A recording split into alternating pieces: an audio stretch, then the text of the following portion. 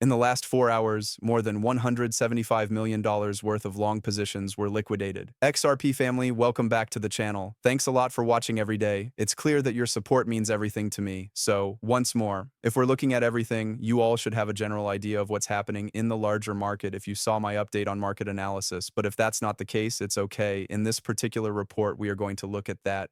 The general market has gone up. If you look at it over the course of a week, though, you can see that there were a lot of stocks with double-digit gains in the last week. What really stands out to me isn't just the fact that many coins have gained double-digit percentages. It's, with how well the altcoin market is doing, given that Bitcoin's market share is currently sitting somewhere. But before we do that, let's look at XRP more closely and see what's going on with it. As always, a quick warning. We do not give any financial advice on this service. When you put money into cryptocurrency, you should always be sure to do your own study. XRP has gone up about 2.6% in the last few hours. As you can see, the price is $2.10 right now. Also, the price of Bitcoin and other cryptocurrencies rose by about 0.2%. The exact figure is $126.1 billion, which is more than $126 billion. The 24-hour trade volume is also on the rise, now at about $3.1 billion.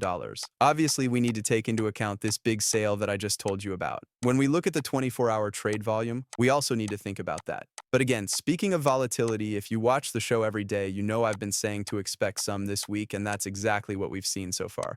But look at those low ETF numbers. We focus on this a lot.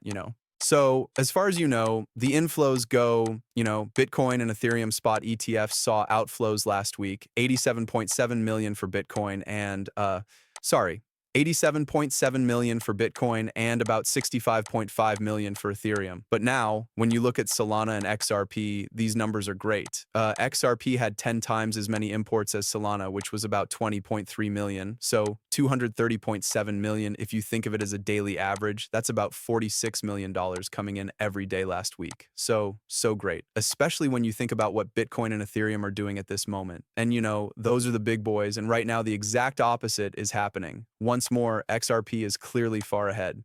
Now, let's see if the ETF inflows this week can beat last week's numbers. We should remember that there has been a lot of good luck since the start of the spot ETFs. We haven't seen any days where XRP had more outflows than inputs. So far, there have been no breaks in the arrivals. They happen every day, which again, shows that there's more going on than just, money coming into the ETF funds. It's just another way of saying that the organization is very interested in these digital assets. And in this particular example, XRP and Solana. A lot of people get confused by this, and I get why. When XRP is priced at $2.10 and Solana is still in the 0.50 fib zone, 61.8, you can see why. But you need to keep in mind that these fund managers don't go to the open market when it's time for them to buy these coins. They are getting these coins over the counter. Buying over the counter OTC drugs doesn't affect the open market, and it doesn't have an effect on the price. But that's when the term supply shock comes in. With the demand they're seeing in this market situation, could these over-the-counter platforms and desks run out of, these coins' overall supply?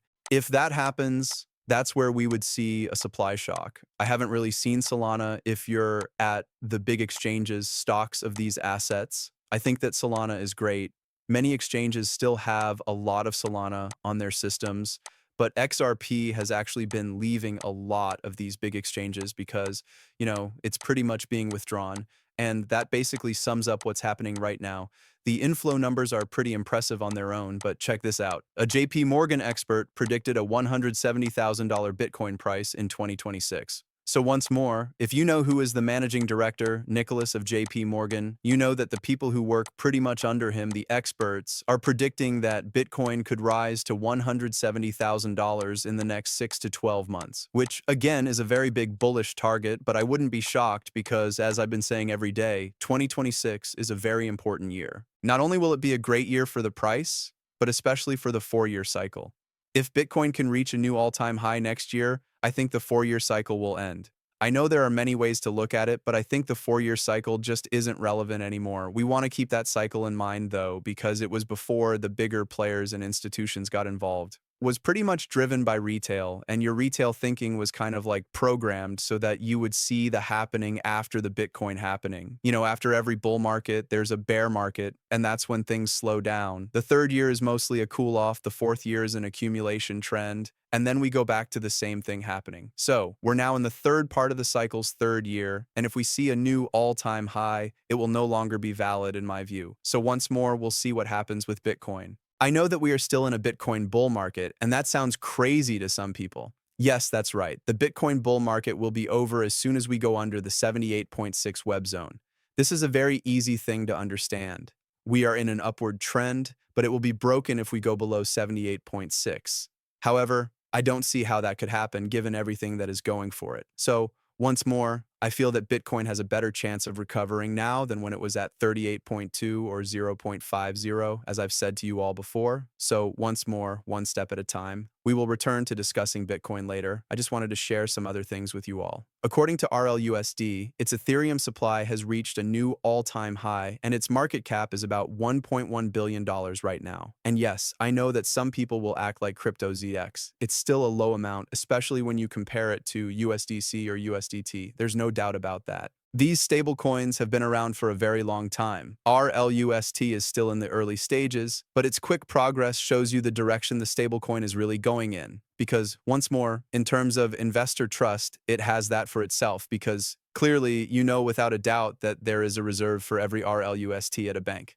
That's something we want to take into account, but once more, look at this. There is a lot of volume coming in from South Korea for XRP, keeping the lead at about $143.5 million in terms of volume. And it's even ahead of Binance, as you can see. So, are we about to see something, or are buyers going to get more confident? Are they aware of something we're not? But we want to take into account that we did see some change over the last few hours. That might be why the noise on Upbit has gone up a lot. But look at what Wisdom Tree put in their report. They say that in 2025, XRP is the only big cryptocurrency with profits that have been positive since the beginning of the year. So, over the course of this year, XRP is still the only one with a small 4% gain, even with the general market decline. XRP is the only top-tier cryptocurrency that has done well this year after all the problems that big digital assets have had. Once more, let's look at XRP. Let me give you a broader view because I know many people miss this, but as you all know, on the Crypto ZX channel, we will remember this. Let's go back to November of last year. At that time, one XRP was worth 48 cents. It is still up 326%